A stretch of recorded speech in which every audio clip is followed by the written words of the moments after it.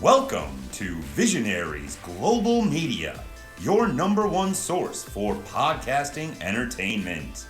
Visionaries Global Media, envisioning excellence on a global scale. This is Banned from Ringside. Tonight on the Banned from Ringside podcast, it's your 2024 Beefer Awards. They brought a couple beefers with them. This is the beefer. So, without further ado, let's get to beefing, man. Tonight on the Banned from Ringside podcast. Cow, yeah! The beef is a back, bitch! Here we go. Beefer people. It's at 9 to 5. It's time to feel alive. Hello, Mark. So welcome to the Banned from Ringside podcast. As always, I'm your host, Bill Vagey, a.k.a. Bro Beefer Host. That's it's really hard to say. Sitting directly across from me, we have Jason Cornelius Bell. What's going on, JCB? I always feel like a beefer's watching me. God damn, it's right on time. If I say the beefers are here too, it's so perfect. On that lovely note, I'll ask the congregation to bow their heads as I read from the latest edition of the Banned from Ringside podcast, volume 342, chapter 3, verse 14. And the good smart saying, hashtag boo the heels. It's all good, baby. Listen, share, subscribe, repeat. The Holy Trinity of BFR. We're taking a trip back into time to 2023. We're passing out some beefers, baby. Let's do this shit. And out there in Portland, Oregon, we have two-ear Zach Pullman. What's going on, two-ear Zach? Beefer, what's announced? Yeah. I just did a couple lines of Lion's Choice seasoning. I am ready to do some beefing. And sitting to my right, we have, I don't have one up turd What right up, now. turd? What up, turd? We have Vice, Bo Geisman. What's going on, Bo? Hey, I'm just here for the Beaver Street Blues. Let's get ready. So, this is I was figuring it out. We began this podcast in, would you believe it, May of 2017. That long ago. So this is our 7th annual Beefer Awards. The Beefer Awards are our year-end awards. We have about, let's see, we have Who about wants a beefer? we have about 20 categories. So, we're coming at you from beautiful St. Charles, Missouri. It is cold out here, but not as cold as it was last week. It feels downright balmy. It's 46 degrees. We're downright balmy. We're getting ready to kick it off. I don't know what else there is to say. There ain't nothing to say. Shit, let's do this There shit. ain't nothing to say except. Let's get to beefing, man.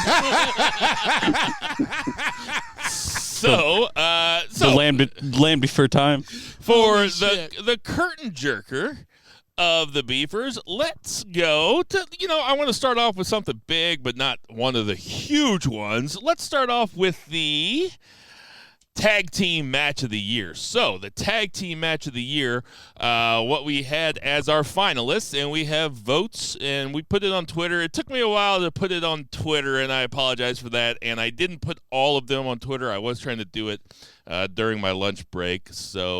But for the Tag Team Match of the Year, our 3 finalists were Sami Zayn and Kevin Owens versus the Usos at WrestleMania. Bullet Club Gold versus FTR on a Collision, I believe. And the Young Bucks versus FTR. Zach, I'll let you go first, buddy. What do you got? This might seem a little surprising. I think that Sami Zayn and Kevin Owens versus the Usos was just a perfect main event of a WrestleMania. It was historic because it was the first time a tag team match had main evented a Mania. It was a feel-good moment for the ages, and to boot, it was awesome. So that gets my vote. Jason, what is your vote for Tag Team Match of the Year? We have 1 vote for Sami and KO versus the Usos. And with no problem with that. It is on my list of 3, but the list that I sent you was from top to bottom, and it's no disrespect to Sami, KO, and the Usos. I think that's on the list. I have no problem with it, but I'm going to stick with what my knee-jerk reaction was, and I'm going FTR versus Bullet Club Gold, especially with Bullet Club Gold being Jay White and Juice Robinson. It's a little surprising that they mesh so well, and it goes against everything of my tag team roots that I've ever thought of. But all that being said, the barn burner that it was going all the way up to the finish, I'm going FTR Bullet Club Gold. So right out of the gate, we have you two guys, you two motherfuckers, good friends of mine, podcast co-hosts for over 340 episodes. You guys going to do me like this on the very first one because I was hoping that you two would have a consensus so that I could take the other one to just for a good pod, but I didn't want I didn't want to say he hedging his bets like a motherfucker. No, I didn't want to. I didn't want to be the deciding vote. Okay, stop being a bitch and come on.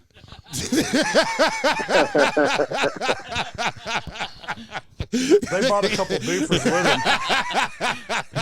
Before you start acting like a bitch. It is hard to say. My heart and my head are saying two different things. My head wants to say Bullet Club Gold versus FTR because that was surprising, and it went an hour, and it was on television, and it was crazy, super fun match. But I got to go with Sammy and KO versus the Usos, only because it was at WrestleMania. It was at the end of a very successful story that they were telling with Sammy and the Bloodline, and Sammy and the Bloodline are going to be brought up a lot tonight. I'm sure. Kind of like Oppenheimer at the Oscars this year or something.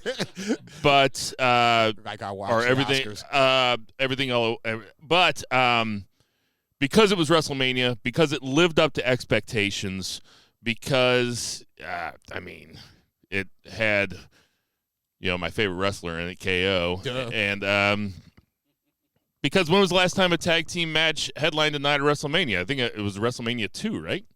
Or no, WrestleMania 1. Wow. Piper, I was going to say Piper and Orndorff.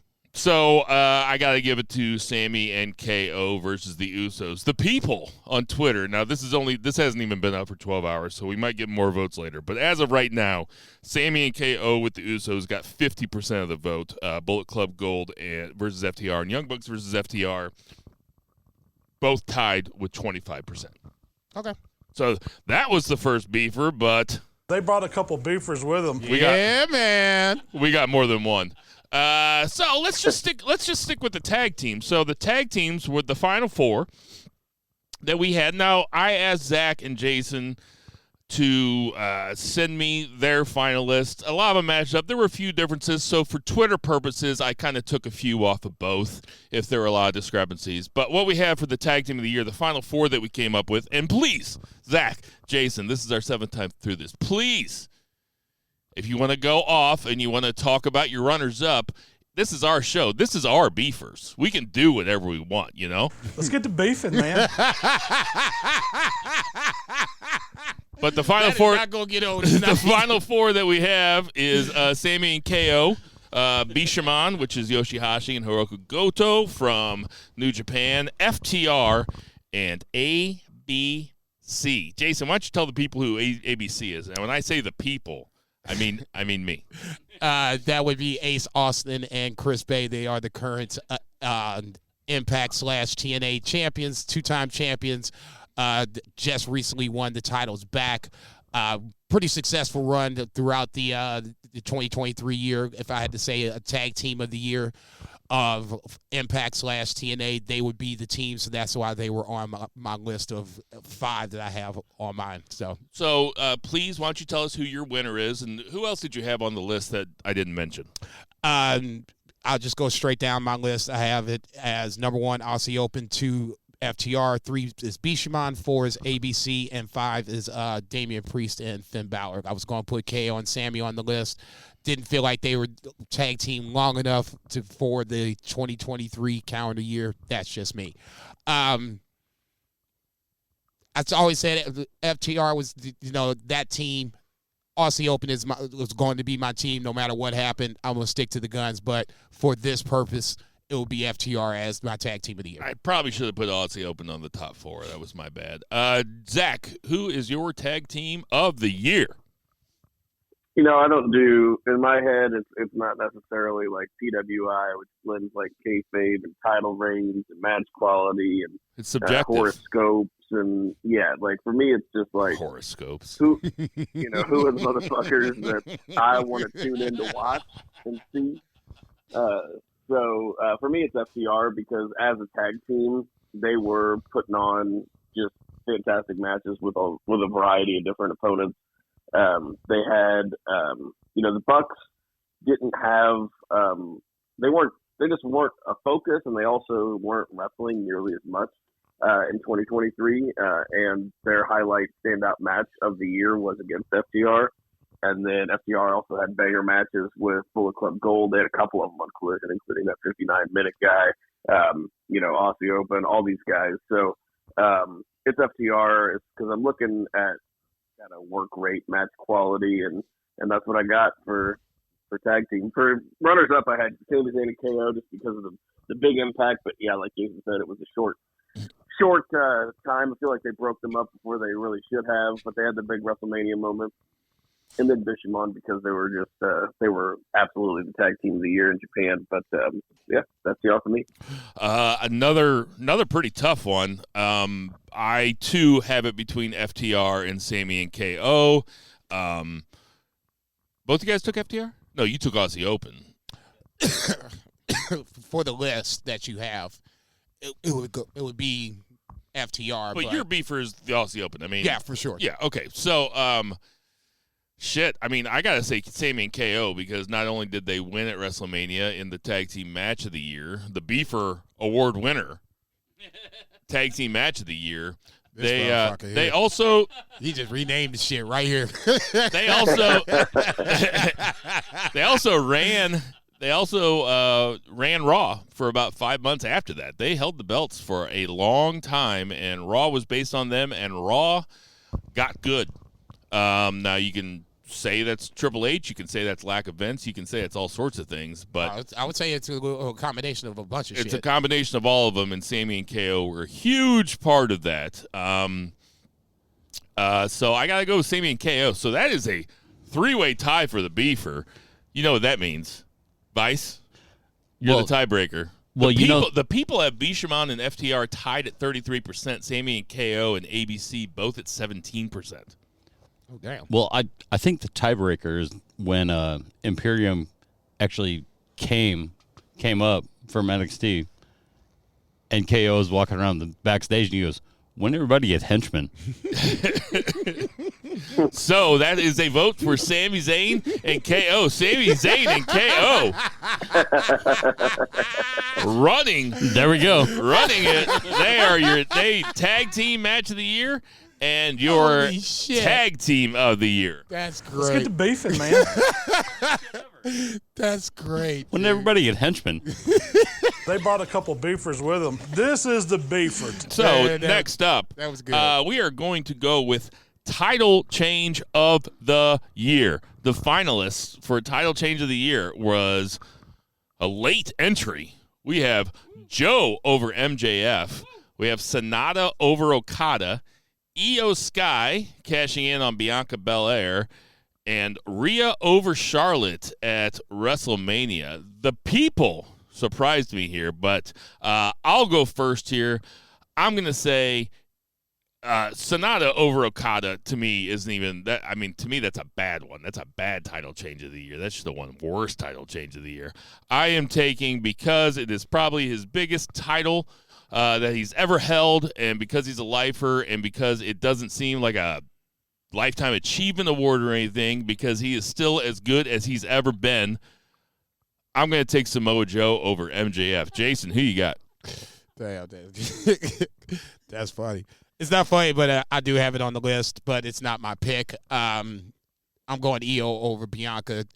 For me, this was at least a signal of change where in a scenario 5-10 years ago, this wouldn't even have been a thought process. When Io Sky came up from NXT, I didn't have a lot of hopes for her being a champion, just, maybe another spot monkey where, we saw her jumping off the top of the cage. No, look, under Vince, yeah, I can see her jumping off the top of everything with a trash can on her head. Under Triple H, She jumped off off that top of the cage with the trash can as the world heavyweight champion. That's right. That's right. Okay, so I mean, you can do all that crazy shit you want to. Do it as the champion. There's totally different. There's a huge difference between the two. Okay, I grant you that. Huge pop, huge moment, right place, right opponent to go over. Io Sky gets my vote over Bianca Belair. I love it. Zach, who you got for the title change of the year? Just to add a little drama to it, I'll couple that I had that I really liked. I had Christian Cage over Luchasaurus because, my God, we saw that coming. And also, I mean, we don't have a heel of the year. Yeah, we don't have a heel of the year, but I think we can all agree it would be Christian Cage if we had heel of the year. Yeah, and that's it's runaway. Don't even trip. That's a Cecil B. DeMille Award. We could name the award after him. It's like Kennedy Center honors. But yeah, I put a few. I feel like I had recency bias on a few, but I even looked at the title history of all the major titles and the major promotions. And there wasn't a lot of change because that seems to be the trend now. Seth, but also, Seth didn't win it off of anybody. He just won it. And he's still the guy. Yeah. But I really liked the Logan Paul over Rey Mysterio. I think I called that, and putting a title belt on Logan Paul is just phenomenal stuff. That guy gets it, but. Really, it seems like recency bias, but I think the most impactful, I don't think a lot of people were expecting it, at least until the Players Tribune article came out, was Samoa Joe going over MJF. They brought a couple beefers with him. And he's, like Bill said, it's not a lifetime achievement award. He's a top guy in a top promotion. He's got a top belt. And he's got guys coming after him, and he's going to put on dope matches and dope promos. And he showed us that on Wednesday. And I thought this was very cool. I believe that both of you had Sonata over Okada on your list. I did. I did not. A little surprising. Jason, why don't you walk us through your thought process on nominating Sonata versus Okada? I'm not talking about post-Sonata reign, okay? I'm talking about the match itself. The moment was cool. The moment was cool. The build was cool. He not even turned on Naito, but basically left LIJ to go with this new faction that was basically a joke of a name, just 4 guys, became just 5 guys. I mean, it was still kind of a burger joint up until the point where Sonata won the fucking title. And then all of a sudden, you got to at least start taking this shit a little more seriously. And it's not like he beat, a weak, quote unquote, IWGP heavyweight champion. He beat arguably one of the best in the business. So, I'm not talking about Jack Perry bullshit. I'm talking about right there, right then, in that moment. I'm not saying it's my beef, clearly it's not. But for that moment, shit. Can't tell me nothing. Jack Perry eating his fruit roll-up somewhere, just catching strays. What's this PFR? Trying to figure out how to open his Capri Sun, just fucking catching bullets. In bed with his Tony box. Anna, can you open this? Oh, shit. My hands. So, Joe, winning over MJF with a late entry. He is your beefer for title change of the year. This is the beefer. So, up next, we are going to go with the underrated, the Chad Gable Underrated Wrestler of the Year award with your finalists. Chad Gable. Daniel Garcia. That's amazing. Titus Alexander. And other, please comment. I didn't see. Oh. Here is, we have a vote for ZSJ. We have a second vote for ZSJ. And then High Five Tom posted from his other account to vote for ZSJ again. So he was, so Zack Sabre Jr. has 3 votes. So Jason, who do you got? Jesus Christ. Tweeted from 10 more smart fridge. Well, High Five Time says, sorry, I posted this twice. So I don't know if he's one of those other accounts or if he posted it and then deleted one of them. So we'll say ZSJ has 2. 2 votes. Okay, completely fair. I like ZSJ, obviously. I love ZSJ. Oh, yeah. My pick was Tyus Alexander just for the simple fact that you haven't seen a lot of him on anything major, not WWE, maybe a couple of AEW matches, nothing of the big shows, big promotions, Impact, whatever, yada, yada, yada. I came across on this guy, somebody slid a match of him into my Twitter DMs. He was I can't remember the name of the promotion, but anyway, long story short, dude's got like a boatload of talent. He's over in Noah right now. He's getting ready to probably wrestle for their second highest title in Noah in a couple of weeks. So yeah, that's a guy that to me is not somebody that you really have heard of, but I think it's on the upswing.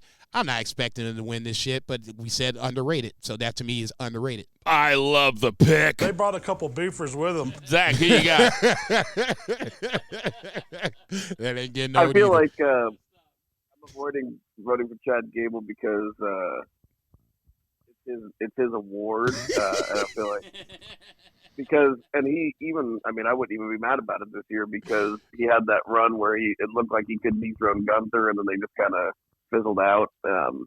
But we have this conversation every year, Zach. Like, what does underrated mean? Does it mean not booked well? Does it mean not used well? Does it mean not talked about enough? These are all subjective things, right?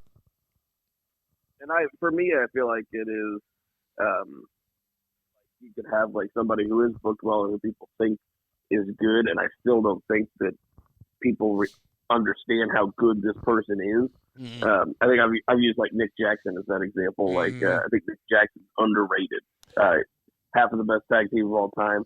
Still, people don't realize how goddamn good that guy is. Bill can't can't tell them apart again. I really as soon as they came out with those 2 mustaches, like son of a bitch.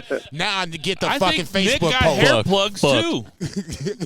That's probably why they took time off. Yeah, I know. I think their hairline's the same. You couldn't tell behind those fucking Samuel L. Jackson hats, though.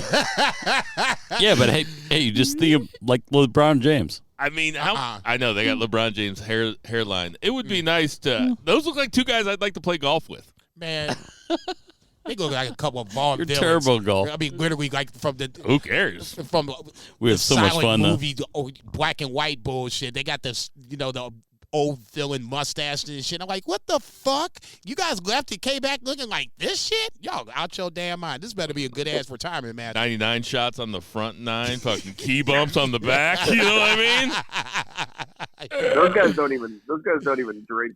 Like, they drink Diet Coke. So that's like the extent of their partying. So, Who do you got, Zach?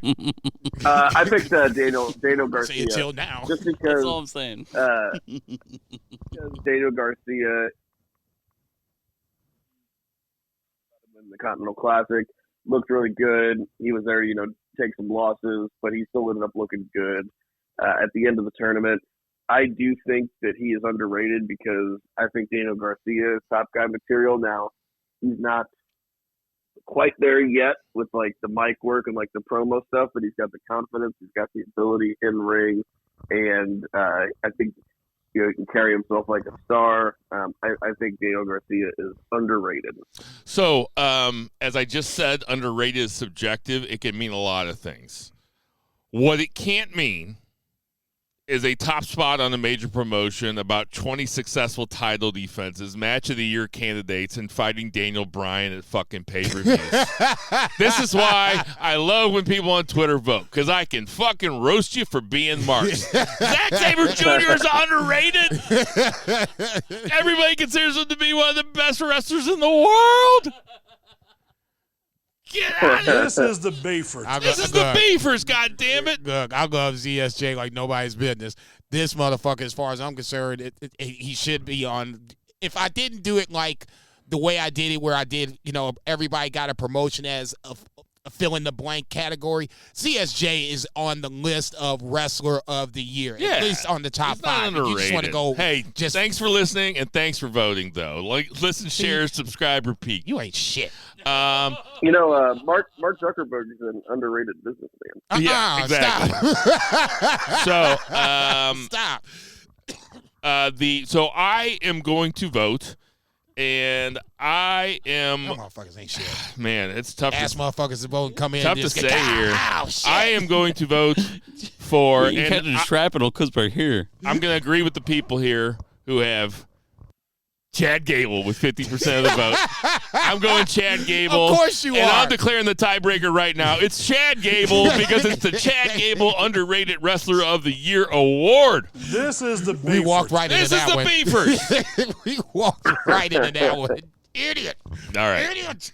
Now let's have a little fun. Let's run down some motherfuckers. Let's all have more fun. So we got the Overrated Wrestler of the Year. This could invite some real fun things, but we went with the chalk. Punk, in theory, I think we're the only two that you guys offered me. I think maybe. I put Tony Khan on the list. put up. Oh yeah, that's right. You put Tony Khan. I was like, man, is TK some wrestler in some promotion I've never heard of before or something? Or is he mean Tony Khan? So, Jason, why don't you tell us what you mean by Tony Khan? Oh, yeah. I apologize. This is Overrated Wrestler of the Year. Tony Khan. Look, it's a 0-0 record. I don't give a fuck what kind of record he is, okay? As far as I'm concerned, in this scenario, for all that, and don't get me wrong, AEW is a great organization in the sense where it has brought competition back to WWE. The AEW has made WWE raise its level and other promotions the same way. However, as I've said multiple times on this podcast before, and I'm probably going to say it on episode 343 as we go back to AEW, Tony Khan gets a lot of credit for things he deserves to get, okay? This MJF heel to face turn run, it was done so very well that even I was like, no, this is not going to last. This is not going to last. And all of a sudden, he's like, damn, he's a straight up legitimate heel or straight up legitimate face. But there's so much shit. Okay, example. Santana and Ortiz had a little feud going on, all basically on Rampage, and then they had the match between the two, and then you ain't seen these two motherfuckers since. Okay, Santana's fucking the House of Glory champion at this point, and Ortiz barely can get on TV. Can I ask you a question, Jason? Sure. Much in the same vein as ZSJ, how can ZSJ be underrated if he wins a whole lot and gets to fight maybe the best wrestler in the world, Bryan Danielson? How could Tony Khan be overrated if he's spent an entire year just eating tons of shit from everybody all the time about his booking, about how he runs his business, about saying that he feared for his life when 0-2 CM Punk in the UFC was back there. He feared for his life. How can you say that Tony Khan is overrated if everybody hated him all year? I would say Tony Khan had a shit year. Oh, no, I think you could over-exaggerate when you say everybody hated him. There are still some Tony Khan fans that are out there, hardcore. Just diehard Tony Khan fans? There are diehard Tony, but they're fans. I mean, shit, it's short for fanatical. So they're going to go out with the shit, whether you like it or not. Okay? That's just who they are. Okay? I'm sorry. And I will continue to say this. He is a great matchmaker. The booking, storytelling, I'll just be nice and say it's inconsistent as best. It's not Booker of the Year every fucking year. There's times where he gets it, but there's times where he fucking misses it too. I keep trying to find the list. Let's get to beefing, man. Okay, that's the one I got to hit. Sorry. No, I love it. Let's get to beefing. So who's your vote for? Tony Khan, shit. Oh, fuck yeah. Let's get to beefing, man. Shit. Zach, who is your overrated wrestler of the year? I think it was the sound guy on WrestleMania. Also not a wrestler. No, it was for me. It's CM Punk, man. It's just CM Punk. Needle mover. Everybody talks about him all the time, and he does that thing where he gets people to give a shit about what he says and what he's doing. And I mean, that is what the business is about. But I don't know, he ain't athletic. He doesn't put on like incredibly dynamic matches. All of the shit that you talk about with him is just him being a fucking cocksucker all the time. So like, I think he's an overrated wrestler.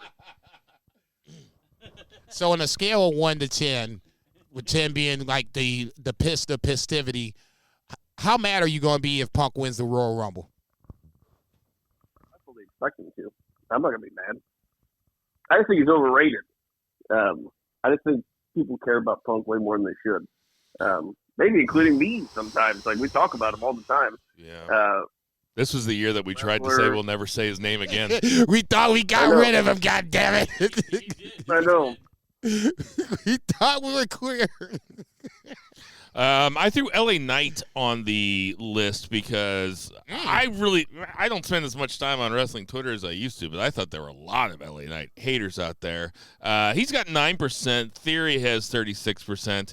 And the winner is, the only winner that there could be. It is John Cena. No, I'm kidding. It's CM Punk. For all the same reasons that Zach said.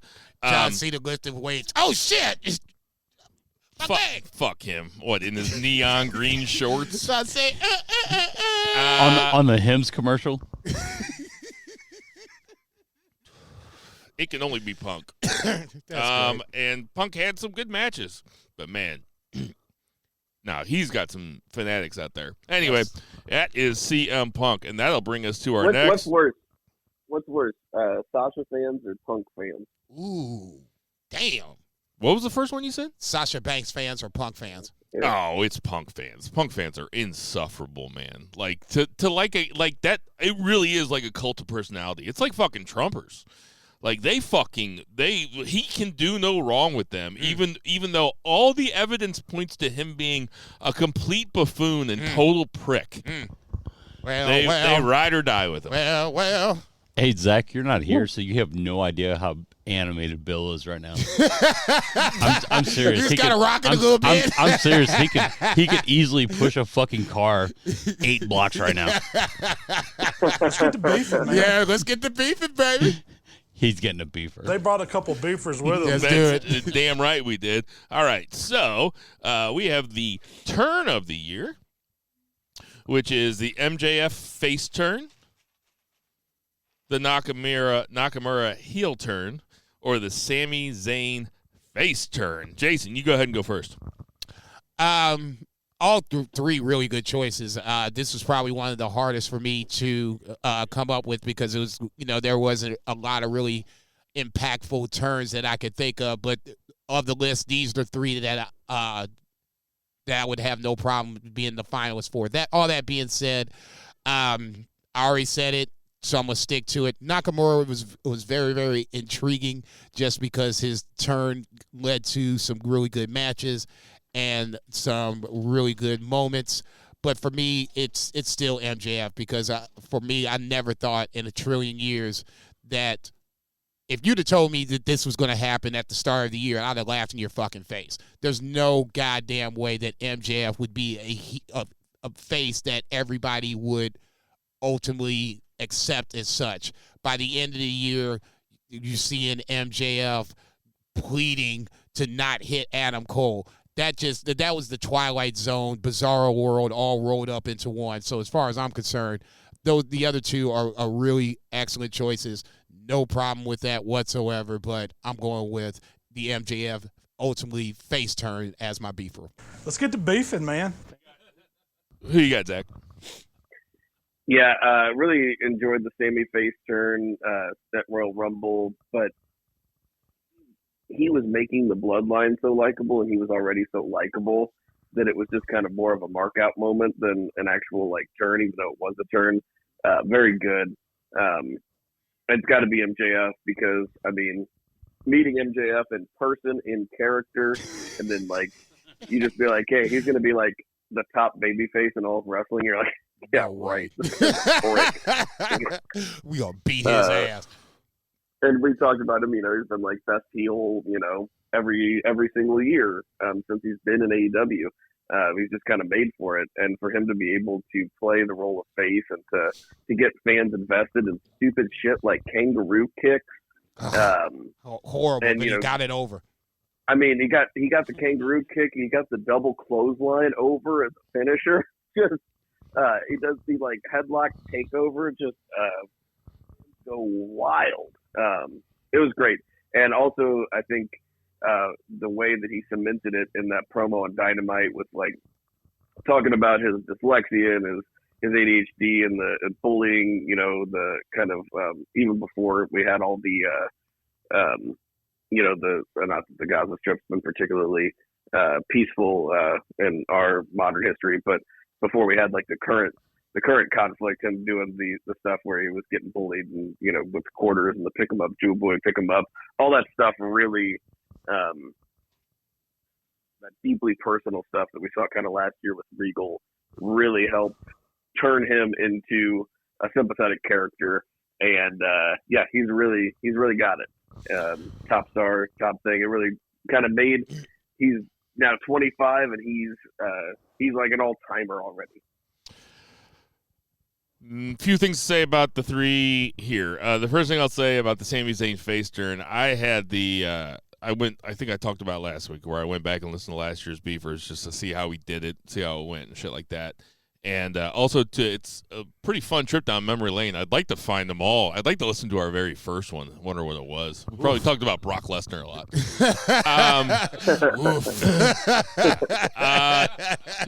But on that episode, we have a conversation about Sami Zayn, and like we all agree, all three of us are like, well, he's a face in a heel faction. Like he was over as a face at the turn of the year last year. Yeah. Nakamura heel, we've seen it before. It's on the list because how well they did it. They like this Nakamura heel turn. They made him a believable contender real quick. They heated him up real quick. MJF face, you know, I used to talk about how like, man, he's going to be an over face someday. You did say that. But just because I saw it coming doesn't mean that it was still kind of remarkable to watch. Like it play out in real time in front of you. Like it was pretty seamless, and that's why he calls himself a generational talent, because he actually might be. So I am also voting for the MJF face turn. That is your beefer of the year. This is the beefer. So pay-per-view of the year. You guys are gonna have to do a little reminding for me here. But we have WrestleMania Night 1. We have All In, which got 0% of the vote on Twitter. I'll just, spoiler alert. We have AEW Revolution and NJPW Dominion. Please feel free to throw in any ones that I left off. Zach, what you got? Oh, man, this is tough because, you know, it's really, for me, it's between two. It's Mania Night 1 was so fantastic. Topped off with that fantastic tag match. But looking at the Revolution 23, whenever I look at that card, you know, it started out a little, you know, okay. It was Ricky Starks, Chris Jericho, fine, serviceable. But then it got Jungle Boy defeated Christian Cage in that burial match, which was actually like pretty hype. And then we had a 6-man tag with House of Black and the Elite, which is even more hype. We had Jamie Hayter beat Saraya, and she became like, she was the AEW champion, which was pretty dope. And Saraya and Ruby Soho. Then we had Adam Page and John Moxley in a Texas death match. Wardlow beat Samoa Joe, and then we had a 4-way tag team match: the Guns, the Acclaimed, Jay Lethal, Jeff Jarrett, and Orange Cassidy, Danhausen. I don't even remember that. But then we had MJF. I do. We shit on it. Yeah. Just reading it sounds really bad. Yeah. But then we had MJF and Danielson in the best Iron Man match in history. So, you know, All In was fantastic, but it was kind of more of a spectacle. And they had that thing where they had All In and All Out. So it was kind of like a super card that was split up. And there was also like some injury stuff. But yeah, I'm gonna go with Revolution, just because of the pure wrestling. I mean, Mania is such a spectacle, and it was a fantastic WrestleMania, like one for the ages. but I'll give a little bit of an underdog vote to Revolution for the pure match quality. So, did WrestleMania Night 1 also have Dom and Ray? I believe so. Let's yes. look here. I can pull it up because it was WrestleMania 39. Right. So, I don't know. That Revolution card, like, I remember it, and that, yeah, I don't know. Fuck. Wrestle Kingdom last year was really good, too. Like, it wasn't nearly as good as this year, though, whenever I looked at it. It had, like, that phenomenal match. It was probably the best match of the year. Spoiler alert, we'll get to it. But the rest of the card was okay. Yeah, I'm looking at it right now. Yeah, you're right. It was just kind of okay. It did have that match though, and so what else? Sorry, I didn't do my homework on this one. I will go with I'll go with 2 years in a row, WrestleMania Night 1. In fact, next year we're going to call that award the WrestleMania Pay-Per-View of the Year. Good Lord, Jesus! No, we're really not. You think we'll lose our wrestling hipster cards? Not even that. It's just I refuse to do that. You think you have them? Yes. I actually watched. Ray and Dom was Night 1 of WrestleMania this year. And so was Rhea and Charlotte too, right? Yes. Nah, that's what I'm going with. I'm going with WrestleMania Night 1. Yeah, totally. In no That's order. 3 bangers. KO, Sammy, and the Usos closed the show. If you're the Pat McAfee kind of crowd, Pat McAfee beat The Miz, Rhea over Charlotte, Ray over Dom, Lita, Trish, and Becky. Yeah, I was getting ready to say, I was getting to that. Seth Rollins over Logan Paul. So, I mean, you had some bangers just on that alone. A couple of dip matches, bathroom break, probably the ladies match, and the Viking Raiders versus Alpha Academy. But overall, I think you had that. Curtain jerker was Austin Theory versus John Cena. So, even though Bill hates John Cena, it still adds a little bit of depth to the card itself. That's so right. I'm going to WrestleMania Night 1 to get my beef of the year. Or beef for pay-per-view of the year. What a shocker. WrestleMania wins the WrestleMania beefer, the WrestleMania hey, award. Man, you just ain't going to keep renaming shit, motherfucker. For pay-per-view of the year. This is the beefer. Okay, so we're moving on to the feud/angle of the year. As always, please feel free to add some others. But we have Swerve and Hangman, MJF and Cole, Sammy and the Bloodline, or the Dom heel run. Those are chalk picks. I'm sure there's some fun ones underneath there. Zach, you go ahead and go first. This is best feud angle of the year. Yes, sir. Overall, Swerve Hangman because of match quality and also just it elevated. It basically gave rise to a superstar.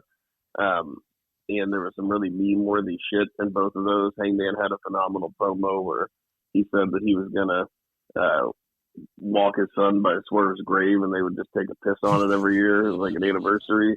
It also gave birth to the What Up Turd. Gave birth to Swerve, or Hangman. Kicking over skillets. Yeah, kicking over skillets. Just the home invasion. Hangman drinking Swerve's blood. Popular. So all that makes. Wasn't Nana eating blueberries or something? I'm like, man, y'all motherfuckers deserve to get caught. And if we had segment of the year, that would be segment of the year. That's just the gift that keeps on giving. So you're going Swerve Hangman. I'll go with that. I will say real quick, that my honorable mention here that wasn't listed was the entire year of Orange Cassidy international title defenses and just him being continually worn down. And then you're like, oh, this is the week I can see this person actually beating him, and then he ekes out, and then he did the whole thing with Mox, which was phenomenal. I have no problem. That's my runner-up. I have no problem with that. I'll go next. I don't know how we can give it to anything except for Sami Zayn and the Bloodline here, considering when it was happening, and shortly thereafter we were like, well, this is the best story that's ever been told in wrestling. That's what people were saying. They were saying hyperbolic shit like that. We were saying hyperbolic shit like that. Sammy and the Bloodline has to be the angle of the year. Just a perfectly told, well-timed story. If you think about it, the Bloodline story didn't really crack at all until SummerSlam. So that means but then it fell off a fucking cliff, which is probably why I didn't even think about it. Because you're right, it was fantastic. You're 100% right, and it didn't just jump the shark so bad that I was just like, I forgot how good it was. So yeah, I agree. You're right. Jason, who you got? Come on now. I've been tooting this motherfucker's horn all year long, and it's not going to stop here. Yeah, I will give you Sammy and the Bloodline. Amazing storyline. Captivating all year long. But at a certain point, a lot of people started to jump the shark, and there's a certain little guy that everybody, all of us, were raving about his, at least his entrance at WrestleMania, his performance against his father, his run up until this point has just been, any place this motherfucker has gone has been getting booed out the building. That is one Dominic Mysterio, ladies and gentlemen. Dominic Mysterio is not going to win the World Championship anytime soon, nor do I want him to do so. I want him to nicely slow and climb up and be one of the long-term villains, heels, whatever you want to call him, for the next 2 to 5 years. This is an amazing start. If you just once again said Dominic Mysterio would have been one of the best heels in WWE this time last year, we'd have looked at you crazy. And all of a sudden, he's one of the top heels in the company. Like it or not, I'm taking Dom Mysterio as my beefer of the year for a heel run of the year, well, best turn of the year, whatever you want to call it. This is feud or angle of the year. So, but I thought you were giving it to Sammy and the Bloodline. No. You're giving it to Dominic? Yes. Okay. Tiebreaker. Well, the people have Sammy and the Bloodline at 45%. They have the Dom Hill run at 28% and Swerve Hangman 27%. The actual winner for Angle of the Year is Kurt Angle because it is named after him. So congratulations. Congratulations to Kurt Angle. It's true. It should be, it's true. It's damn true. If you're going to do that, it should be like the Big Show turn of the year. Actually, that's pretty good. Yeah. The Big Show Sammy Guevara turn of the year. Okay, we're going to keep naming some shit. Let's put some shit on it. Right. It was an incredible year for wrestling because all three of those are good votes as far as I'm concerned. But we will give it to the people now with Sammy and the Bloodline coming in first. So congratulations to Sammy once again for his third beefer so far. Sammy's might need security to get out this motherfucker tonight. No, he's like Titanic. He's going to take one of those pictures. just like fucking James Cameron holding all the Oscars, but Sami Zayn holding all the beefers, which are, I don't know. Oh, my God, that is great. We have to design what a beefer looks like. Yeah, we did. That would be the next fucking it's like Photoshop that would have to happen. It's like roast beef sandwiches and pre-rolls. This is the beefer. The worst feud angle of the year. We have the Outcasts versus the Originals, Wardlow versus Arn.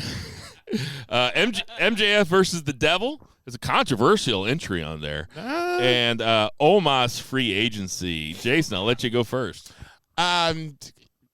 Even shit, there's just so many I have that even one that's even above that wasn't on the list. So I'll go with the one that is on the list that I did vote for.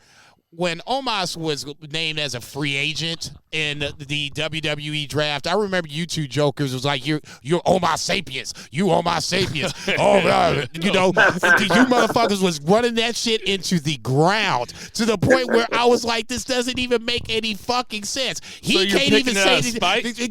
No. It's like a osmosis gumbo. It was, where is A? Where is he at now? B, Gumbo. Like I said, you knew how this was going to end up playing itself out. He's nowhere to be found. How can you not tell me this is not the worst angle ever? They made it up like, oh, he could show up anywhere and anything could happen. He had 2 matches after that, and you ain't seen that Joker since. Fuck that. Apparently he's working house shows. Oh, yeah, house shows my ass. He working the fucking large fry. Yeah, the large fry and, They got one of those double-decker fryers. He hunched up. Double-decker nothing. Shit, he hunched over, man. Shit, fuck that. Omar's making 8 sets of wings. Who you got, Zach? This is just for me. The only one that I considered that was not on that list, Just Five Guys versus House of Torture, was abysmal. Yeah. Even by House of Torture standards. But for me, it's absolutely Outcast versus Originals. It dragged everybody down. It dragged an entire division down that was already pretty low. It was terrible. Man, you guys both Tell when he's telling lies. you guys both make some very, very compelling arguments. Fuck. You know what could have been added on the feud angle of the year is Carmelo and Trick Williams, but I forgot to mention that. On Best, right? On Best. Okay, yes. yeah. Okay. Yeah. I mean, that whole angle, that's been going on for a while. Yeah. But there's actually no NXT representation on this. But as I said, both of you guys make compelling arguments. I am an Homo sapien. I am wrestling is no Mas McGumbo. But no, I'll go Outcast Originals. That shit was terrible, man. That shit had me fast forwarding. At least I'm watching Omos. That motherfucker big. Just don't get a tattoo. Look how big it is. Just don't get a tattoo, or you won't get a present for Christmas. Not that year. Not that year. You think get to Outcast beefing, versus man. the Originals is good? All right, so let's move down the list. Okay, let's go with the women's match of the year. We have Mercedes Moné and Kairi Sane, Willow versus Athena, Becky and Trish in the cage match. Was that Kate or was that Hell in a Cell? That wasn't Hell in a Cell, was it? No, I believe it was a cage match on Raw, but don't quote me on it. No, they did a cage match on Payback, and then there's the no holds barred like weapons match on No Mercy.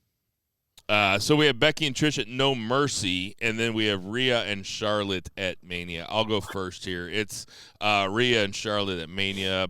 Arguably the best match of the weekend. Arguably the best match of that night. It is my women's match of the year. That match ruled. The only thing that takes it down an estimation for me is that Charlotte lost, but then she smiled like she knew she had just had a great match, and she just no-sold the end, which I didn't like. But that still is my match of the year. Who you got, Jason? Wow.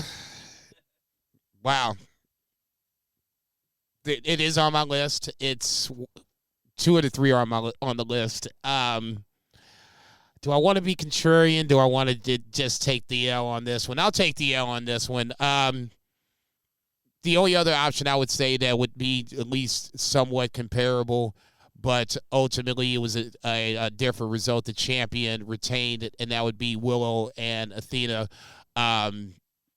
This is probably the high point for Willow all year long for 2023. And Athena, this is just basically another notch on the belt, another opponent defeated on the way to a year-long title run plus. So in that scenario, I will give it to Rhea and Charlotte. It basically elevated Rhea Ripley into the platform that she is right now. You look at her different. She feels different. She is different for that matter. It wasn't just a match where she just beat Charlotte and, it was a kind of a clunky kind of a match or whatever. These two have good chemistry with each other. And hopefully when Charlotte comes back, we'll see it again at some later point down the line. But for me, this is how you make a star with Charlotte Flair. And there's very few people that I can say that she's done that with. Sasha Banks is one. Bayley might be on this list, but for sure, Rhea Ripley was elevated on this match alone. It was a year in the making. She lost round 1. She won round 2, and she hasn't been the same since, and that's a good thing. They brought a couple beefers with them. Who you got, Zach? I absolutely have Rhea versus Charlotte. This category actually upset me because it made me realize that I did not watch a single Stardom match all year. Unprofessional bullshit. There's just there's too much goddamn wrestling, man. We gotta watch Collision and Dynamite. We gotta watch now Raw and SmackDown are good. I used to never watch that shit. Now they're good, and I gotta watch them. too much. Yeah, it's a tough problem to have. Goddamn. It's so much I wrestling. know. Let's get to beefing, man. So let's go with so Rhea and Charlotte in the landslide, right? Yeah, I was going to say it's Yeah. hard. I just rewatched it the other day too, and it was awesome. They went out there and they wrestled the main event. They're like, all right, well, we're not the main event, which makes sense because, I mean, the Sami and KO and the Usos storyline was like so central to the company. Of course, they're going to main event. But those ladies wrestled a main event match that would have been women's match of the year or match of the year, like in any promotion and a variety of time zones and timelines. I mean, so it was great. All right. Let's move on to the Women's Wrestler of the Year. By the way, Rhea and Charlotte was far and away the winner on Twitter, also with 80% of the vote. The Women's Wrestler of the Year, we have Rhea Ripley, Toni Storm, Athena, and Julia. Zach, go ahead and go first. Who is your Women's Wrestler of the Year? For me, it was Rhea. She had that fantastic match at WrestleMania. She had the rise to it. She earned that win in the Royal Rumble. Just an absolutely dominant year before and after the title win. She's pretty much the de facto leader of a faction that is given the most TV time on the A show of the number one promotion in the world. And I just think she's had an absolutely banner year. So it's Rhea. Who you got, Jason? This is the hill I'm going to die on this one. This to me, is Athena. And I've been saying it pretty much around the middle of the year, trumpeted all the way through. She's ran the whole year as champion. Probably going to go through as champion going into, well, she is champion now. So, I mean, like I said, this is over 365-plus days. Granted, you don't see a lot of her, but when you do see her, she puts on good matches. I don't think that the only knock that you can say is Athena is that you have to seek out Ring of Honor to do so. And if that's the case, then, shame on you, because if you don't want to watch good wrestling, that's on you. That's not on me. For me, I think it's Rhea Ripley is an amazing choice, and I'm not knocking that shit by any stretch of the imagination. I don't expect Athena to win, but if you put me at gunpoint to make me choose, it's Athena. I mean, I think the point I was hoping that Zach wasn't going to make, so I could sound smart when I said it, was that Rhea is like he said, the de facto leader of Judgment Day, and Judgment Day have had a tremendous year. They are big time. They are the main story on Raw. So for that reason, and then you add on that she's completely made. She is one of the most dominant champions the women's division has had. Like, even Charlotte, who won it all the time, lost it all the time because she has so many title reigns. Rhea, it's like, well, who the fuck is going to beat her? Because right now, the only person I can think of beating her with the current roster, healthy roster that they have, is Bianca. I mean, that's it. So the beefer goes to Rhea Ripley. Let's get to beefing, man. So we're going to do matches of the year. Zach went the extra mile and separated it out into WWE Match of the Year, AEW Match of the Year, NJPW Match of the Year, and Other Match of the Year. Now, that's a guy who does his homework. But before we do that, well, actually, we'll do Men's Match of the Year, which is the only one I put on Twitter last. So, AEW Match of the Year. These are Zach's finalists. Throw in anything else you want, but we have Ospreay versus Omega at Forbidden Door. We have MJF versus Danielson, the Iron Man at Revolution, and Danielson versus Zack Sabre Jr. at Wrestle Dream. So those are Zach's final three. What are you picking, Jason? Shit. You dirty motherfucker. Because it's on my list and it's my choice as the men's wrestler match of the year overall. I'm going with the Ospreay Omega Forbidden Door match too. It's one of the wildest rides that I remember of 2023, and I've watched a lot of goddamn wrestling, but that motherfucker was from start to finish one of the best matches I've seen. I was already invested coming in. It drug me in more so, which I didn't think was humanly possible. So many false finishes, so many cringe moments where I was like, oh my God, I think he just killed Kenny. It was one of the best matches of the year. It was one of the best matches I've ever seen. For me, I don't care, regardless of promotion. To me, it's Omega Ospreay Forbidden Door is my in this case AEW match of the year. Yeah. So when I look at these three, Danielson versus Zack Sabre Jr. fucking ruled. MJF versus Danielson is, like Zach said, the greatest Iron Man match ever. I remember that match just sucking me in and just sucking me off. You know what I mean?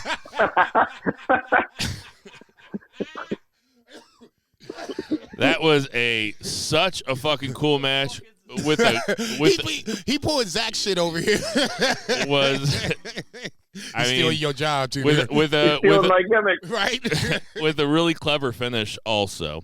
But one of the best matches I've ever seen, and one of the most fun experiences I've ever had watching a match in a room full of people, was Ospreay versus Omega at Forbidden Door. I don't want to give away what my markout moment of the year was, but there was a moment in this match that is one of the coolest things I've ever seen in a wrestling match, and I talked about it ad infinitum the week after. So that is my AEW match of the year. This is the Beefert. The WWE match of the year, Zach has laid out, is Sammy and KO versus the Usos Mania Night 1, Gunther versus Sheamus versus Drew at Mania Night 2, and Dragunov versus Carmelo Hayes at No Mercy. I would also throw in Dom and Ray at WrestleMania. I'll go first. So my vote here has got to be Gunther versus Sheamus versus Drew McIntyre. This was a match that I have gone back and revisited.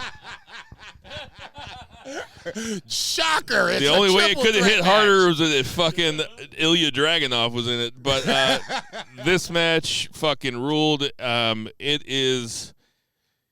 it's almost what Zach would call a party match. I mean, this is three guys beating the fucking shit out of each other. I mean, in the coolest ways possible. Love this match. That's my WWE match of the year. Zach, who do you got? I'll agree. It was so good. I just rewatched it the other day, and there's a moment where like Drew and Sheamus are fighting, and they're only fighting because they're both trying to like hit Gunther, and like they were just fighting over the right to be able to hit him at that moment. But yeah, just so tough and just brutal and just fun to watch. I'm sure it was not fun to do. Those guys were just beat to fuck. You can't do matches like that all the time, but I'm so glad that they did it on that night.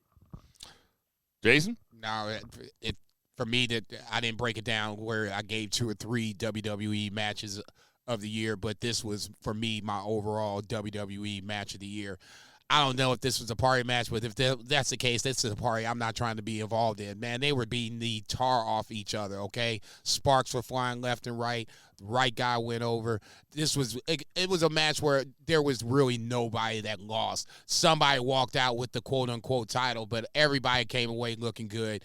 And for me... Yeah, somebody just survived. Yeah, ultimately, and that was ultimately Gunther. And that, to me, really made me start to look at him a little more differently. It was a way to build Gunther up on their biggest stage in one of his biggest matches to date, and it worked out. And obviously, it's worked from that point going forward. So for me, Gunther, Drew, Sheamus to me was the WWE match of the year. Clean sweep. Let's get to beefing, man. The NJPW match of the year. We have Ospreay. You're gonna notice a pattern here. Yeah, right. We got Ospreay versus Shota Umino at Power Struggle. Ospreay versus Naito in the G1 final, and Ospreay versus Omega at Wrestle Kingdom 17. I will go first. The vote is for Little Bill Ospreay versus Kenny Omega at Wrestle Kingdom 17. Another entry. So those two have 2 of my matches of the year, and we're getting ready to say the big time match of the year. This was surprising. It was I know that we throw around the word story a lot here. They told an incredible story of Kenny Omega The old veteran showing the young buck what was what and just beating the fucking shit out of him. Will Ospreay kind of got like a hope spot with like 5 minutes left, I guess, but this was basically just an ass kicking. But man, so unexpected and so cool. That is my NJPW match of the year, Jason. It's the Will Ospreay show, obviously. Got to give love to the show Uno match. I thought that was an amazing match where it was surprising how long it went and the story that was being told. Jon Moxley coming down, I thought was an amazing, addition to the match itself and gave it another level of excellence, if you will. I gotta agree. To me, even though it was fairly one-sided, to me, it was the genesis of the Will Ospreay we see right now. He was already having good matches. Now, after that moment, after the year he came into the back and was like, this is the year I need to be IWGP champion or I need to move on. It sets up everything else that we've seen from this point on, from 2023 and bleeding into a little bit of 2024. For me, it's got to be a one match and then the one match only. To me, it's two matches of the year, and they both got the same two guys in it. To me, which one do you like more is personal preference. You like steak, you like seafood. Nigga like me like both. So in this case, they both on my top two. You still cheated. You're like, either you like one or you like the other. There's no in between. I like both. Zach, who you got? Surf and turf, man. It's Ospreay Omega. I mean, had pretty much the best match in every promotion that he wrestled in. And when he wrestled in New Japan and when he wrestled in AEW, the matches with Omega were the best matches of the year in those individual promotions. Really interesting, not what you would say, just like you guys said, it was not the story that we thought, because Ospreay went into this like best wrestler in the world. And that was like the vibe. And then Kenny just put a fucking licking on him. And it was Kenny's first time back in Japan. Let's get to beefing, man. Nobody was expecting that story, and it was just, man, was it good. Yeah, it's like, I feel like the one at Forbidden Door was maybe a little bit more complete. I think it was something that, the one in New Japan was something that was like for us types. And then the one at Forbidden Door was more for like an American audience, like a general audience. Like you show that match to somebody, they're going to get invested and they're going to be like, holy shit, this is amazing, even if they're not super into wrestling. But yeah, long story short, that's it for me. This is the beefer. So we have the other match of the year. The finalists, you might notice a pattern here, is Mike Bailey versus Ospreay, Shingo Takagi versus Ospreay, and Katsuhiko Nakajima versus Kento Miyahara at One Night Dream, with Will Ospreay as the special guest referee. Made the last. Yeah, I was about to say, he was not the special guest referee. Don't sit up here lying to the what I thought about like all that. week was last week when Zach called TJP the Fiend. I thought about that all week. Your other match, so I'll go first and then I'll go piss. So other match of the year, I only watched two of these, and it's Ospreay versus Mike Bailey from Impact. That match, very fun, and I'd like to see those two guys work together in the future. Who you got, Jason? I totally forgot about the Miyahara Nakajima match. It is a 5-star match for me on the Phoenix Splash podcast, so I will go and stick to that gun. Don't get me wrong, I have Mike Speedball Bailey versus Ospreay on my list. I totally forgot about Kento Miyahara and Nakajima. To me, they're both really good matches. Dare I say, great matches. To me, one really stands out a little more than the other. I'm going Miyahara versus Nakajima as other match of the year. 3-Bear, who you got, fool? So it's a testament to how good the Nakajima Miyahara match was that I didn't put Ospreay Josh Alexander on this list. So like that would have been like the third one. Mhm. But it was just an absolute testament to Nakajima Miyahara. So thankfully they put this matchup for free on YouTube. Like right after it happened, that's how I watched it. I didn't pirate it or anything, so you can still go watch it. It's on YouTube right now. Just Google Nakajima Miyahara. It's like their most recent one. I think they hadn't wrestled in quite a while before that, so no worries. Like you find the one from 2023. Well, actually, take that back. They wrestled on New Year's Eve, so there's 2 matches. It's not the New Year's Eve right match. on. It's the match before that. I think it's like in October or November of this year. Oh, they just wrestled on New Year's Eve this year, like just like a couple weeks ago. Oh shit, I didn't see that yet. I need to watch that. So both of you right, guys had that match? Yes. Yeah. So when you look at the Ospreay Mike Bailey, that is like the absolute quintessential. It was like we're gonna go have a fantastic modern American wrestling match, and they like absolutely did that. And then the Nick Nakajima Miyahara is like Nakajima's kicks are just fucking insane, and Miyahara is like talk about underrated. It's probably just because of his lack of exposure, but dude, like that guy just is the best wrestler that nobody really talks about because he is an ultimate babyface. He has 30 to 40 minute matches that feel like 15 minutes because he just has you so fucking into them. I love his matches, and this is actually one of the few other Japanese matches that I watched all year. But this was go out of your way to see it. I got that match. So what is your? Hold on a second. Let's get to beefing, man. So what is your men's match of the year overall? Is it so? We really only have 3 that we could say. It would be Ospreay Omega 1, Ospreay Omega 2, or Gunther, Sheamus, and Drew. Jason, what's your match of the year overall? Forbidden Door, hands down. Zach. It's tough between the two Omega Ospreys, but I'm going with Forbidden Door, mostly because when we again, same thing Bill said when we talk about markout moment of the year. I did not have this on my list, but whenever I saw it on Bill's, I was like, this is it, because that match, I was so excited watching the match. I couldn't sit still. There's a moment in that match where my ass left the seat. It wasn't that I stood up. I just I had so much energy and I was so excited that I just kind of bing, bounced off the bed for a second. It was fucking insane. Everybody's got their own visual of Zach bouncing off the bed. He just clinched. He just clinched and popped straight up. That's right. Pop straight up. That's right.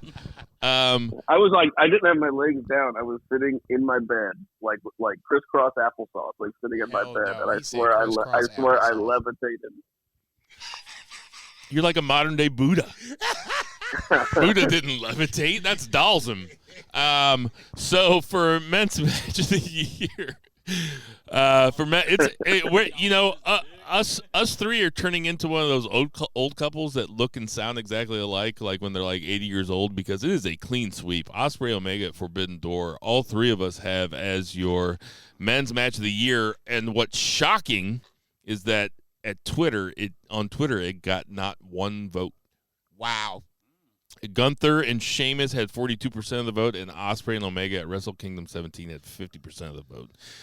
Danielson and MJF had 8% of the vote. They brought a couple beefers with them. All right, so let's just, we might as well knock this out, because I think after we went through our matches of the year, it's pretty obvious who this is going to be. But we have our men's wrestler of the year. The finalists are Ospreay, Little Bill, MJF, Bryan Danielson, or Speedball Mike Bailey. Zach, who are you taking as your men's wrestler of the year? Little Bill got me thinking of the Bill Cosby cartoon.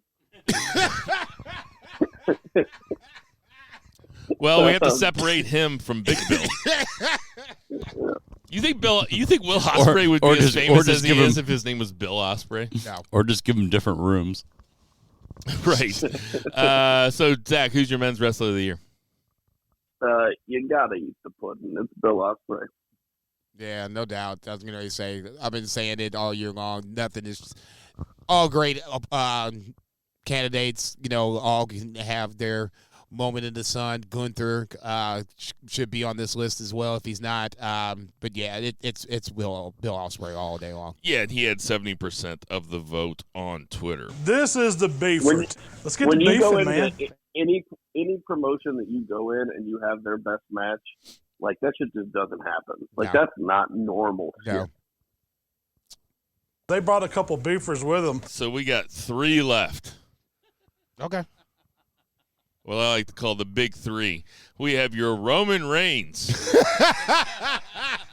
promo of the year. We have Cody and I'm sorry, I got kind of confused reading your guys' suggestions because there was a lot of Cody and Heyman, and I was like, wait, which one was this? Nah, But we have say that ain't me. Cody and Heyman on Raw, the Ospreay Wrestle Kingdom 17 presser, the Alex Coughlin Wrestle Kingdom 17 presser. And then Fuck you. No, not that one. Not that one. I know. I just like saying it. And then I just threw in Swerve calls Hangman Turd for fun, and that got 0% of the vote. See, Come that's on, what you guys. get. See, that's what you get right there. I'm going to go with the Alex Coughlin. I really wanted to put Alex Coughlin says fuck you to Bishamon, but I have Alex Coughlin Wrestle Kingdom 17 presser as my answer. I fucking loved it. Like that. I mean, it was like 8 minutes long, and he's talking about how he never got a chance. He got there and he got a chance, and then he only got in the G1 because Aussie Open left to go make some money in America. I mean, just a killer promo. That's my Roman Reigns promo of the year. Who you got, Jason? On the list, I do have Will Ospreay. Off the list, for me, was Ricky Starks. When Ricky Starks found out, it was just after CM Punk got the boot, his feud with Jericho kind of went left, and now he's in the middle of what to do next. And he came out and he cut. It was a work shoot Blistering. promo. Yeah, to me it was a work shoot promo because part of it was, hey, I've been doing these things, this thing in the ring. I've had this feud. I just beat Jericho. It's supposed to be my time. And now all of a sudden I'm supposed to be getting ready to have this feud with CM Punk, and now he gets the boot. So, you could see the frustration. You could hear it. It almost looked like he was getting ready to actually shed a tear or two, which wouldn't have been the worst thing in the world because it made him look more vulnerable. Don't get me wrong. As much as I like Will Ospreay, and as much as I like the promo that he said after Wrestle Kingdom, which really set up the year of Ospreay, okay, for me, if I'm giving my vote, it's got to be Ricky Starks. For me, that motherfucker, it touched me in a sense where I was like, damn, man. And I know I came back after the fact, and I was like, that motherfucker could be on the list of promo of the year because it touched me that much. I'm going Ricky Starks.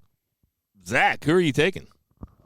Mine was also Ricky Starks, but it was the one with Jericho and Omega. Remind me. Yeah, I was going to say, break it down. Oh, the one. It was fully a joke. I figured it was so bad that you guys would remember it, but it was so bad that you guys just forgot it. It was like just 3 weeks ago. Okay, like, so Kenny you're was talking out about the there. most recent one. Yeah. Yeah. When Kenny Omega came out dressed like Suzanne Summers. See, you ain't shit. Yes. That was the joke. We know it was a joke, motherfuckers. That No, mean you but, ain't shit. Really, there was so many good promos. I think I said like 8 because I couldn't like narrow this shit down. Yeah, but four like, of them were Moxley. You're like, one of them was like Moxley in front of the stairs. Another one was like Moxley in the trunk of a car. Another one, like I was like, I don't like they all like. I don't remember them all. You just say No, all there things was Moxley was bleeding. Right. Moxley in Mine the actually leaning on the says- set, sitting Moxley on in the the cuck chair. at a Howard Johnson. Mine was actually, it said every Mox promo, but especially these 3. Yeah, right. which is No, Moxley, yeah. yeah, Moxley after Punk got fired because he was like bringing it back, and it was just like doing what Mox does, putting the fucking company on his shoulders. He's their ace. Moxley on He is their ace. Moxley on Orange Cassidy before All Out because it was like the perfect promo of like building up your opponent at the same time as saying that you're King Kong and you're going to knock him down. And then the Moxley was funny because he was very bloody. He was on a stairwell, and it was before the Hangman Death match. And I just watched it. I found it on YouTube. You know what? Man, I was like, go ahead. The level of Moxley disrespect on this podcast that nobody even mentioned him as wrestler of the year. I mean, seriously, like he had one of the most consistently badass years. He fought everybody. He had fucking skewers sticking out of his head in multiple countries. I totally It was get incredible. I totally get what you're saying. He fought in Japan. But if MJF didn't have the year he had, I would totally agree with you, and I would have no problem with that. He didn't even get a man. This is the first time we've mentioned him for the whole fucking podcast. He had an incredible year. I'm not disagreeing with you. I'm blaming myself. I'm blaming myself. Okay, I'm just saying. To me, I get what you're saying, but to me, MJF was the star of AEW for 2023. Fair enough. So, what is your Roman Reigns promo of the year, Zach? Oh man, this is so tough. I overall, it was so different and so out of left field and something that I would not expect. And I loved it. He put an entire promotion on blast. I'm going with Alex Coughlin. Oh wow! Whoa! We should tweet at him and let him know that he won the promo of the year. Jesus. The Beefer. Yeah, I Okay. mean it's more than New Japan game. They wouldn't even give him a T-shirt. That they wouldn't give him a T-shirt. Man, we should let Wow. Alex Coughlin know. He can hold that Beefer. He Okay. can hold it high. Let's get to beefing, man. So we got Did not see that one coming. two huge ones That's left. hey man, that's a prestigious award. I mean, Roman Reigns has been running away with that for like years and years and years. So I mean, this is something to be proud of. It's a huge accomplishment for Alex Coughlin. The one Roman promo that I think is deserving of a mention here is whenever he had that promo battle with Cody on SmackDown, and he was like rattling off stuff, and he's like, "You ever won that one? You ever won that one? Oh yeah, I won that one." And then like, I won that one so many times. You ever main event WrestleMania? Yeah, I've done that last year, every year for the last 10 years. Right. And then he goes and he tells Dusty, he's like, he's talking about him being Dusty's protege and him talking about how Dusty loved him more than Cody, and I was like, oh my god, like that was, excuse me, that was brutal. Yeah, that was badass. He did kind of own that motherfucker. Man. Yeah, I was about to say. Yeah. So the official Beefer, sorry, Alex Coughlin, goes to Roman Reigns because it's called the Roman Reigns. Oh no! Promo of the Nah, year. man, no! I'm protesting. Nah, dog, no, man. Fuck that! You giving Alex Coughlin his goddamn flowers, man? Fuck that shit. Hook it up with the wise man. Apologies to Alex Coughlin. Let's get to beefing, man. We got two huge ones left. So this one's always kind of fun, but it is the scandal/news story of the year. Holy shit! The finalists were Punk and Jack Perry, Stephanie Leaves, the NWA cocaine segment, which sunk an entire TV deal, and R.I.P. Bray Wyatt. Holy R.I.P. shit. Bray Wyatt ran away with this category on Twitter with 80% of the vote. Listen, I'm not laughing about that. no, It's the I know, NWA and it's not thing. funny, and it is just stupid. fucking terrible. But I don't know. It's not what I think of when I think of the scandal or news story of the year. So for me, I'm going with Punk and Jack Perry. That shit had me checking Twitter every fucking 2 hours. I was like, what the fuck is going on? Awesome. Just completely awesome for wrestling. We're in a new era, and this is, I mean, there'll be so many fucking documentaries about this 10 years from now. Zach, I what don't do know, you have? man. There's What do you NDAs have? running around. Shit, we might not know nothing. Dark Side of the Ring might have a hard time cracking this case. Yeah, it's definitely the Punk shit. It was just so much talk about it. It was just like you said. It was just the talk of the thing. It's funny. I didn't think about it in terms of like news. Like, I mean, WWE sold, and like that was like the number 2 story of the year. Still, WWE sold, to UFC, Mm. and that was still not the most important news story of the year. So, or at least not important, but at least talked about. No doubt. I was about to say, honestly, I totally forgot about WWE being sold. That just, to me, Vince not being in charge of creative is all I'm ultimately worried about. I mean, the business side of WWE is a fucking machine. I mean, it's going to take more than, a monkey wrench to, shut that son of a bitch down. I mean, it's just going to print money like Punk. Did our already financial reporter just pick WWE being sold? No, he just threw. He said, okay. Threw out another one. Just It wouldn't surprise me. He is our financial support. No question about it. In a scenario where it's under normal circumstances, it would be a huge story. But you got motherfuckers acting the fool over in Wembley Stadium, showing their ass. So you two are taking CM Punk and Jack Perry. It literally changes 1, 2, 3 courses of 3 guys. Probably all in that same little clump. We haven't seen Jack Perry since. Ain't been seen since. CM Punk goes to WWE, and then Samoa Joe somehow, some way, takes that and catapults that into the World Heavyweight Championship. Everybody is changed because one person just couldn't walk away and shut the fuck up. I think that's an underrated aspect of this too, because that backstage, and this actually just came out this week, DJ Who Kid, he was back there because he was out there with Swerve. So like DJ Who Kid had an interview with I think maybe Chris Van Vliet or somebody, and they were like, yeah, so like were you were at the pay-per-view? He's like, no, I was in the room whenever all that shit went down, and he's like, it was funny because he doesn't really know everybody. He's like, these one guys they came back from their match all bloody, and then he's like, there was an altercation. He's like, oh my God. He's like, I thought this shit was fake. And he's like, all this shit's real. He's like, there's people fighting in the back. And he's like, and then this big Samoan guy just tells everybody to shut the fuck up and get back to doing their jobs. And so, it was obviously Samoa Joe, because it was Samoa Joe and Punk were going out. Hell no.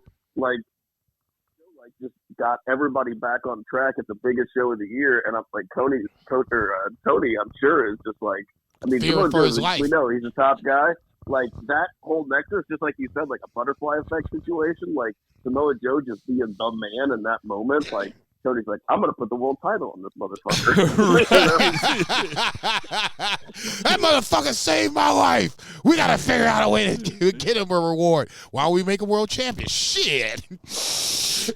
Great idea. And then, all right, and finally, This is the beefers. They brought a couple beefers with them. Let's get to beefing, man. the biggest award of the night. Some people have the wrestler of the year. Some people have the match of the year as the award of the biggest award. Their best picture, best album, the equivalent. Ours is the markout moment of the year, and it is the moment where you marked out the hardest. So the finalist for markout moment of the year is Punk returns to the WWE. Sami Zayn turns on the Bloodline. Omega kicks out of the one-winged Angel at 1. Or Hangman Page drinks Swerve's blood. Jason, what is your markout moment of the year? Wow. I'm like, whoa. Oh. Hey, man. Let's get to beefing, man. Say the list again. Jesus Christ. Punk returns. Hangman drinks blood. What was the fourth one? Omega kicks out of the one-winged Angel at 1. What was the one in the middle? Sami turns on the Bloodline. Oh, man. Jesus Christ almighty. It's got to be... what a year. All just magical moments. Drinking the blood, definitely marked out. Sami just murdering fucking Roman with the chair, definitely marked out. It's got to be the one-ring Angel, right? I mean, that just doesn't... even though it was going to not be the finish of the match, because 9 times out of 10, when somebody else does the other person's finisher, it's not going to be the end of the match. But... felt like it could have been.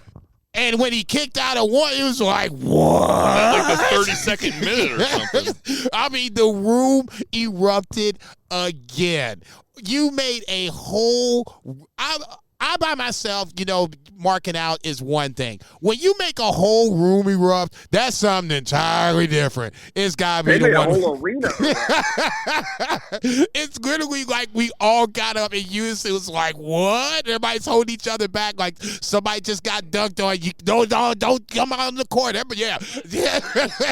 Let them do their thing. To me, it is one of the best moments of the year. Hands down, they're all four great. Do not get me wrong. They were all in the point. Shane tearing up his knee was one that was we were all there for. And was I can't like, believe what this the the fuck? first time that got mentioned. What the fuck was happening? Unbelievable. Just on my list. Snoop Dogg with the save of the year. Yeah, I was getting ready to say he saved that whole shit.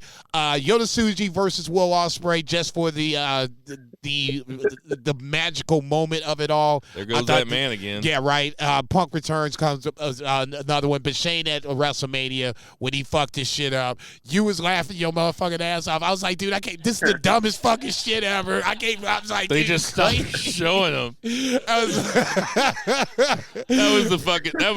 was one of the bits of the year was talking about all the McMahons throughout history blowing out their quads. Like the guys like the JFK shootings, like, oh, I see him, wait, somebody get to Mr. Oh, my quad. The gods dipped him. I'd sit in the back of the bus when my quad is fucked up. They just got weak quads. They're like Achilles. They got dipped in gold by the gods by their quads. Now you shall be doomed throughout time with weak quads. Holy shit. Shaming, Zach, man. Zach, what's your markup moment of the year? I'm crying over here. Oh my Me god. too. I want to go back and find that episode because that to me is easily one of the funniest fucking episodes. It's one of the It had to be the post WrestleMania one, right? It's somewhere after that because literally we were just clowning on these motherfuckers. It was easily one of the best segments. Zach, what's your markup moment? These are all so good, and I feel like they're so much better than a lot of ones that we've had in the past. I mean, the Shane one aside. I feel like the Hardys coming back at WrestleMania won one, and like all of these are so much better than that. I agree. And I had a physical reaction to every single one of these. But like I said, whenever Kenny popped out at one, like I'm watching this match and like I'm enthralled and I'm already like hyped, and I'm just like sitting on my bed and I was like a little kid, man. That shit just doesn't happen where you just can't sit still. And I just jumped up. Him kicking out at one was so perfect because not only is that finisher so protected, but like Bill said, it was like after the half an hour mark or something. Just these guys just had a brutal match, and it was a thing of beauty and just a genius development in a genius match. All time. That's an all-time moment in a wrestling match, and for that, it gets my vote. Yeah, just to keep the flow going, that's my vote also. That might be the hardest I've ever marked out. As Zach just said, stealing my thunder once again. I mean, what an idea to have at that point in the match, and to execute like that. Of course, it was a beautiful one-winged angel by Bill, and Omega sold it like a motherfucker, except for the fact that he kicked out at one. And that was the match that we were at Joey's, and Jason Case, a guy that I've watched a lot of wrestling with over the years, he was like, that's the best match you and I have ever seen together. And he was right. That was crazy, and kicking out at one, you cannot overstate how smart that is and how that plays against the viewer's expectation, and it just absolutely fucking ruled in the match of the year, the markout moment of the year. And that says a lot about it, because lots of times you think about markout moments as not stuff that happens during matches, which leads me to number 2, and that's Punk coming back to WWE. I was watching that live also, and I was rendered speechless. My jaw was literally, my jaw actually dropped. I looked like a fucking cartoon. I was like, holy fucking shit. Yeah. And that says, all that does is underscore how badass that moment in the Ospreay Omega match was, really. What were you going to say, Bo? I was just going to say like a bigger cartoon. Shit. Like a bigger cartoon. That would be my number 2. And then my number 3, and I know that some people forget this, but at the WWE pay-per-view in Puerto Rico during the Bad Bunny Damian Priest match, when Carlito makes his return, comes down, clears the ring, pulls the apple out of his jean shorts pocket, and starts munching on the apple in the middle of the ring while the crowd is popping off like a motherfucker. I marked out real fucking hard when that happened. He'd been wrestling for like 3 minutes with that apple in his jeans. I know, man. How'd you not see it? I was say, God damn, I That know was that's the saltiest motherfucking apple ever. I was about to say, man, I know that shit is uncomfortable right Marked out real hard when that happened. Look, I said that Puerto Rico, San Juan was one of the best venues that I've seen all year long, WWE or otherwise. They need to make that a yearly trip, no matter what. I don't care who's on the card, but they need to do San Juan or somewhere in Puerto Rico every year, no matter what. So a couple smaller awards. So that's our... This is the beefers. They brought a couple beefers with them. Let's get to beefing, man. Pass them out, baby. There were 2 that I forgot about. Most hated wrestler of the year. I put 2 options. I put John Cena, and then I put other, and then in parentheses it says, don't pick this. That one was 71%. So many people picked that. Yeah, it was 71% of the vote, and John Cena with 29% of the vote. I think that's pretty good. That shit went left like a motherfucker. This is the beefers. And then... Also, Go ahead. I voted for myself on this just so I could see the results. Oh, wow. The most hated BFR co-host, we had Bill, JCB, and 2 Beers Zach. Now, this was kind of back and forth between JCB and Zach for a while today for second place, because your boy was in the lead all day. Yours truly, Bill, a.k.a. Vaggie, with 42% of the vote. 2 Beers Zach has 33% of the vote, but he just said that is a skewed statistic. Right. And JCB, well, I guess, 25% of the voters are racist. So,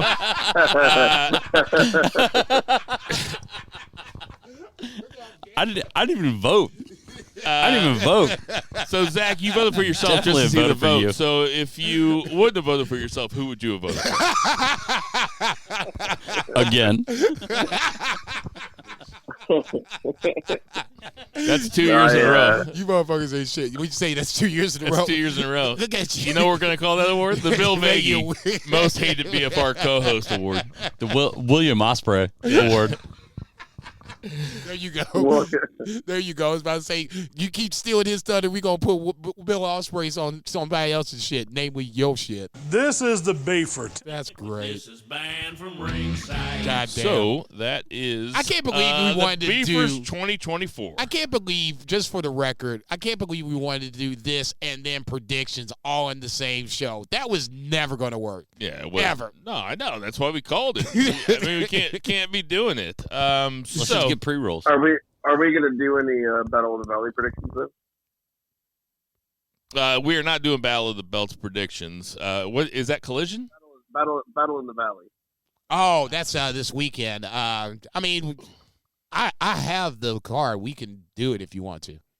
Well, I was just curious. We don't have to, but the show looks awesome, so I can't wait to watch it. It's supposed to snow here tomorrow. Let's just do an impromptu. I'm gonna run it I'm down. gonna have, like, a Yeah, snowy let's just do an weekend, impromptu so- real quick. I was about to say, give me 30 seconds. I'll bring up the card. we can run it down. So the predictions are starting over, right? Yeah, you wish, motherfucker. No, You wish. I thought that was I thought that's what we're going to do. All bullshit aside, I thought that's what we're going to do. Is that once we got to the front of the year, it would reset and we start over again. So then Jason won with 133. Zach comes in second with 131.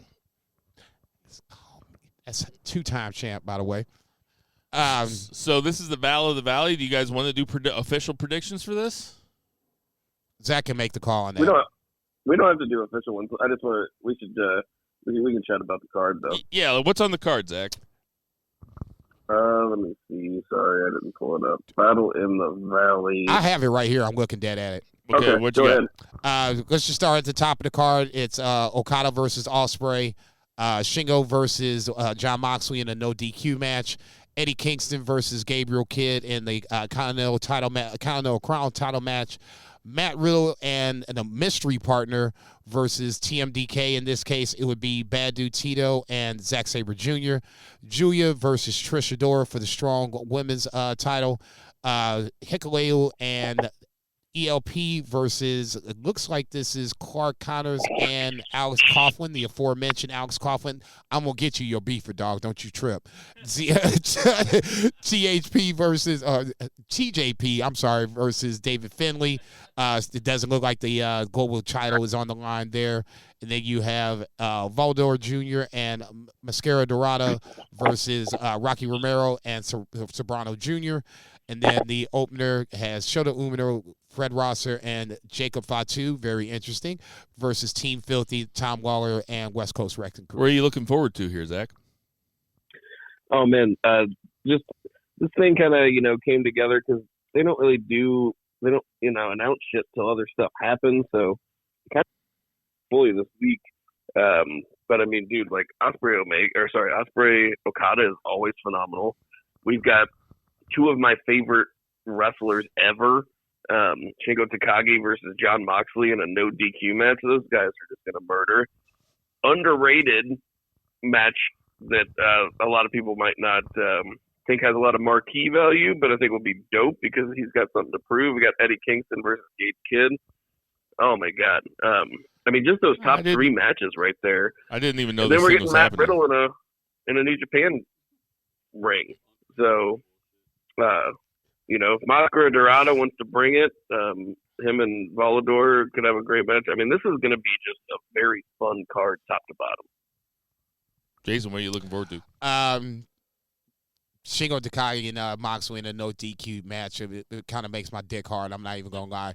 I love how Shingo just came backstage, and when Moxley was cutting a backstage promo and basically just called his ass out, I was like, fuck yeah.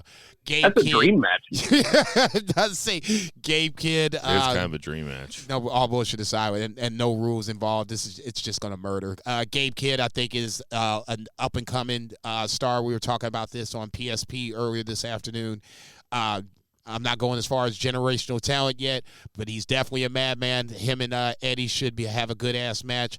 I'm curious to see who X is to pair with Matt Riddle.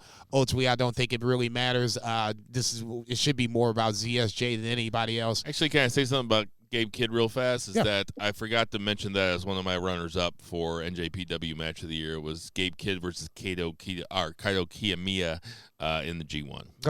I have no problem with that was very fun. Yeah, that was going to say they got after it. I'm curious to see how Trish Adora looks against Julia, even though Julia should win. Then the other matches should seem like fun matches, but obviously the top of the card: Okada, Ospreay, Shingo, Moxley. Jesus Christ, that's going to be killer. And I'm curious to see how good Gabe Kidd looks against Eddie Kingston, even though Eddie Kingston should retain. Man, it's a stack fucking card. Yeah, it's no joke. We're going to have Saturday all night. your analysis on Battle in the Valley next week on the This is Banned from Ringside. Look at you. Ringside Podcast. Look at you. What you guys think about the Punk McIntyre segment? I thought it was really fucking good. I thought it was good. Both guys have, points, even though Drew's coming from the heel mentality portion of the program. I like his points. Punk, is basically going to the point of no return. It's Royal Rumble or bust, and a lot of people are going to have that Royal Rumble or bust kind of mentality. Drew included, Cody as well. So Royal Rumble is going to be real interesting here in a couple weeks. You think we're going to see Brock Lesnar? Yes. Real quick, I think Drew owned Punk. I think he made him look like a punk. It was a great segment, but man, Drew outshone him like a motherfucker. He not as star power in the building because Punk was over. This was also in Portland, by the way. I know, my daughter was in town. Otherwise, I would have spent the $20 and gone because it was a great show. I mean, Nakamura going to the main event. It was a really great TV show. Bullshit. I know. But get him. Anyway, I think that was like kind of the big standout thing was Drew outshone Punk on the mic. I tell you what, they were trying to make Drew a heel. They failed because, I mean, Drew was getting cheered by the end of it. Yeah, Yeah, because he was saying all. I just think Drew is kind of universally liked, and even more so in a scenario where you have somebody across from him is so divisive as Punk. It's hard for Drew not to get cheered, or somebody else for that matter not to get cheered. Drew is a heel in this scenario, but he was speaking his truth, and his truth resonated with Portland in this scenario. So, I didn't. That sounds like a John Cena promo. I won't say he owned Punk, but he was speaking his truth. He did. Man, look, let that man speak. Shit, let that man live. I like the segment. I just won't go as far as to say that Punk was owned, but segment was good. And we have at the Royal Rumble, the shot at Roman's title is a fatal four-way between Roman, Orton, LA Knight, and AJ Styles. What do you think about that development, Jason? Once he being Roman and the Bloodline came out and stomped everybody, I kind of thought to myself, this might be the possibility. And obviously it is. It's fine. Somebody's going to be protected, so that somebody will, be used somewhere down the line. Probably Elimination Chamber would be my next guess. I'm good with it. I mean, shit, it's a new hurdle that Roman hasn't had to jump yet. Fair enough. Make it happen, Kevin. Zach? Yeah,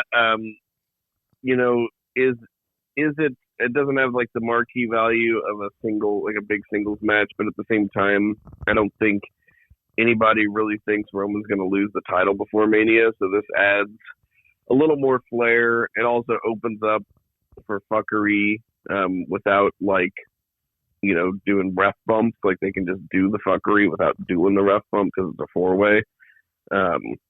So yep. I'm for it. Get more guys big payday. I know where your head's at. You ain't shit. I could run down all sorts of stuff. I do want to say I was right about that Tyler Bate prediction. You were. That was a good Pete call. Dunne's tag that was a good partner, call. and KO is going to KO won the tournament. He will be facing Logan Paul at the Royal Rumble. Anything you guys want to say about that? That should be a good match. I'm looking forward to it. Zach? Yeah, both of these shows were good too. It's frustrating to keep up with all this very good wrestling, but I'm thankful for it. I hate being entertained by wrestling. Oh my God! This is banned from Ringside. AEW had it was an okay show. Headlined by Sting and Darby Allin versus Takeshita and Powerhouse Hobbs. Flair was out there. They asked Sting who he was going to fight in his final match, and the Bucks come out wearing Kangols with their little fucking mustaches. I gotta say, I thought it was funny. What you think of it, Jason? It was the what the fuck moment of 2023. At least one of them so far. I just assumed, like most people would, it would be Darby. It's not a knock against the Bucks. It'll be a fine match. It will be more than serviceable. Probably be the main event, and if you're going to do it that way, you probably want to use your arguably that some people would say the greatest tag team of all time. So in that scenario, yeah, who says that? I don't know. Somebody who always rants and raves about them being the greatest tag team of all time, but it is what it is. It's individual, subjective perspectives on things. So to each his own, but clearly not the case. But neither here nor there. Zach, what did you think about it? Yeah, it surprised me because they stepped away for a while. Makes absolute sense. Like you have Sting already said he doesn't want to do singles. He only wants to do tags. So Darby's going to be with him this entire way. And okay, see, I didn't know that. I didn't know it until fairly recently. But okay. we haven't seen him in singles. But if you're going to pick a tag team to retire Sting, like. You want Sting it's Sting's last match. Sting's one of the greatest wrestlers to ever live. Had one of the greatest careers ever. You want him to have the best possible match that you can have. It's a no-brainer who you put him with. Like, they're going to make them... The Road Warriors are coming back to life? What the fuck? They don't need... Road Warriors would just... Sting would probably... His neck would probably break. But, can't put a 65-year-old man in with the Road Warriors. Jesus Christ. But he'll make them look like the Bucks will make them look like $1 million, and they don't even really need the help because Sting and Darby are a dynamic team, as is. They're doing a lot of fun stuff, but really, undefeated coming into the match. Yeah, and the Bucks can lose, and that's totally fine. But it'll be competitive. It'll be super fun. I think it'll be the funnest match on the card, regardless of what else they put on the card. Dude, I was going to say they even announced another match yet. Calm down. I'm saying I mean, what could I'm fucking with you. Like, I know, but what could they book? What could they book that's more fun than Sting's retirement match with Darby versus the Young Bucks? I just can't even think of something. You know what's funny is that you think about an old guy like Sting, and you're like, he should be there to like put young guys over and everything or something like that. But he's put Darby over, and even though he's undefeated, I feel like they've used him perfectly. Didn't overuse him, didn't overexpose him, whatever word you want to use in the sentence. He didn't cut any promos. Each little moment, was a nice little nugget for Sting on the way out the door. I agree with you totally. It never felt like it was too much Sting. It never felt like it was too little. It was just right. I'll never forget him crawling back to the corner like a old lady whose life alert fell underneath the bed. Come on, dude. Come on, man.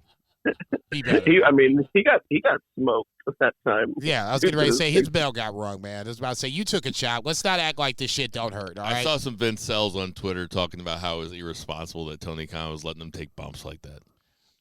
Speaking of Tony Khan, are we going to talk about this tweet about gender or no? Yeah, we could talk about that. This is banned from Ringside. So tell the people. So obviously on Raw, Jinder Mahal came out and interrupted the Seth Rollins promo, and basically is now going to be in a world title match for next week. And Tony Khan apparently has a problem with the fact that it's Jinder Mahal coming out and getting this title match after not being relevant, not being around, whatever word. I can't remember exactly what he used in the tweet, but basically he made reference to the fact that Jinder is irrelevant, has been for a while, and why is now he's getting a world title shot. So Jinder Mahal gets involved. This was apparently in response, though, because people were giving Tony Khan shit about giving Hook a title shot or having Hook call out Samoa Joe. So Tony Khan was like, Hook is a more credible challenger to a championship than Jinder Mahal is. Basically said 25-1. Tony Khan, put your phone down, man. Get a fucking burner. You look like a fucking child, dude. I'm not, like I said, I've never been a fan of Tony Khan tweeting, and this is the perfect reason why. This was unnecessary attention for all the Open wrong a new reasons. Twitter account. Yeah. You Call know it at Perry Saturn's dress. you know that he can get in contact with Kevin Durant. Just found out how to open a different account. Just open up a different account. Run your motherfucking mouth that way. Okay. Zach, who is a more credible challenger, Jinder Mahal or Hook? I mean, I love that question. I love it. That's a great question. God damn, that's why you're the host. Right there. honestly, I mean, honestly, I think there's two ways to look at this. This is a philosophical question. I agree. Who it is? And I plan to answer the question. You have a former WWE champion who hasn't done fuck all since he lost the title, and then you have a young up and comer dude who won a bunch of squash matches, and then just really started wrestling competitive matches this year. I still think FTW champion though. FTW champion. I was saying you got to put that shit on his resume. He's literally wearing his dad's belt. Okay, you got to put that shit on his motherfucking resume. It's like when I go out to my parents' house and my mom's like, "Do you want this coat? Your dad doesn't wear it anymore." Thanks, Mom. There's your FTW championship. I'll just punch another hole in it. It'll fit. I think kayfabe style and is just a match that I'd rather see. I think Hook is a better choice than Jinder. Who do you think is more credible, Jason? Hook has had 2 singles matches in the last 6 months, if I'm not mistaken. In the last 2 months, Rocky Romero and I can't think of the second other person. So now you're going to tell me this guy, who's now all of a sudden, we can't even name a great match that Hook has ever had. okay? This motherfucker is now going to come off the side of the milk carton and challenge the world heavyweight champion. Let's not misunderstand. Jinder Mahal has his holes too. I'm not going to sit up and say Jinder Mahal was great, but at least we have a line of thought process to it. Jinder Mahal and Seth Rollins wrestled for the NXT title. Seth Rollins won. So now you fast forward to today where they both are champions at one time or another. Not a huge fan of the Jinder Mahal championship run, but hey, he was a world heavyweight champion. You cannot sit up here and make this leap, and I'm going to be nice and use the word leap, and have Hook all of a sudden go up. So, I mean, he hasn't even won a legitimate AEW recognized title. One. Not tag team, not trios, not singles. He's wearing his daddy's belt. It's Jinder Mahal. It's that simple. He has the at least the lineage of being there and been a world champion. I did not think you were Can you just agree that they are both terrible? Like, why are you popping up Jinder so much? Why you on his nuts so much? Goddamn. We both have fallen. It's so like I said, there's two ways of looking at it. Jinder Mahal hasn't had a singles match in a long time. Hook is 28-1. So if we're talking kayfabe style, Hook is the more credible champion, or Hook is the more credible challenger as it is right now. If this were a real competition. It's not. It is not. You're right about that. It is now, goddammit. Jinder better whoop that ass and get it lost. Hook is not a credible challenger to Samoa Joe. Jinder Mahal at least looks the part. Thank you. It's Jinder Mahal. Thank you. But I mean, Zach's right. They're both stupid. We both know how this shit's going to end. I will say this, though. If there is a time for a cash-in for Damian Priest, this is it. This I would love feels it. That would like that would really shake things I'll go up. I'll take it one step further. I said it to Mikey at Sydney on Wednesday. Then we get Finn versus Priest at WrestleMania. I'm not going that far. I'll say there will be a cash-in. I'll go that far. There will be a cash-in. I'm not saying successful or not, but there will be a Damian Priest involvement in that Monday night match. Give me the pencil. You have Damian Priest cash in. You can have Punk versus Seth for no title, and you can have Finn get pissed off. You have a babyface Damian Priest versus Finn Balor at WrestleMania. Demon comes out. Demon wins. Finn wins at WrestleMania. Just booked it. I just booked it. Hang on, man. Rewind this shit. Zach. On a scale of 1 to 10, how right was that? Right being super, 1 being super right, and 10 being there's no way I'm absolute. Like I might be God.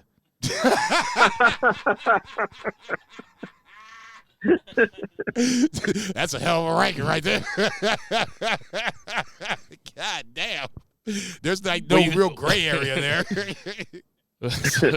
So give me the number, Zach. 1 being leukemia, 10 being Roman Reigns. That's really good. Yeah, I don't have a number for it. You better give it. He's got to get out this motherfucking quick. I'm like, no. Right.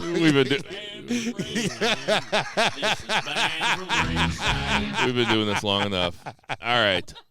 So birthdays this week. That's great. We have Abdullah the Butcher is 83. Shad Gaspard would have been 43. R.I.P. Man, damn. Yujiro Takahashi, the pimp, is Tokyo 43. pimp. The Tokyo pimp. I just like how he's a pimp.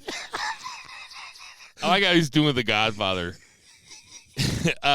Mason Ryan is 42. Hope that dude's okay. Hacksaw Jim Duggan. R.I.P.? No, he's alive. Is he? Yeah, Hacksaw Okay. Jim. He's Yeah, still hanging on. God bless him. Oh, yeah, that's right. You got really sick, though. I didn't 70. remember that. Matt Riddle, the aforementioned, newly signed, or wrestling the match at MLW signed, JPW. but he'll be in New Japan. He is 38. Casey Catanzaro, who is now known as Katana Chance. Yeah, shit. 34. Kelly, 37. Shane McMahon, dude. Just Shane McMahon, just I got it in and a before the rascal birthday. scooter. 54 years old. Bull Buchanan. My dude from Right to Censor. Jesus Christ. He is 55, and Tucker's 34. I fucked up earlier, and I got rid of one of the drops. So we gotta just do this for the ending. Idiot. So, hey, everybody, we appreciate you guys listening to our podcast. We know there's a ton of podcasts to listen to, so Think it to this is man. going to take a while. So, I mean, we can talk about other things. No, it ain't gonna take that long. I saw Poor Things the other night downtown. You ever seen the movie at the Alamo? No. Really good. We've been to that, what's the sports place that's down there? Shit. I don't know. Are we still recording? Yeah, we're still recording. So for Tender Mahal, Check. for Patriot Pat, Check. for Murray the Murray Man Murray, Check. for Lucha Chris, Check. for my beautiful family inside, Check. for Vice, Double check. for Two Beers Zach Mullen. This is Check. throwing me off because the I music's know. different. Yeah, it's totally fucking with you. I can tell. For Two Beers Zach Mullen, for Check. Jason Cornelius Bell, I am Konnichiwa, Bill bitches. Vagey. Check. Black Lives Matter. Support Check. your local weed dealers. Support Check. your local restaurants. Check. Call See? your parents and boo the Check. heels. Boo! Bitch. You really fucked that up.